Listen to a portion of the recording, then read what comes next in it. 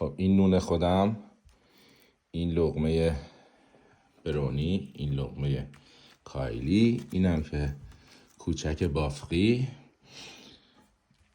بریم تحویلشون میدیم. تو رو خدا ننویسید چرا املت داری میدی، چرا نون فلان میدی. آقا نون سنگکه، جوش شیرین نداره. املت هم با گوجه و رب درست شده، روغن کنجد زدم، خودم میخورم، یه مقدارم به سگام صبح بعضی وقتا املت میدم. خودشون هم میکشن برای همین متریال. شیک گرفتن غذا رو ببین. بفهم بابا بفهم. چقدر این سگ بومی. این دوتا هم نجات دار. بیا ببین.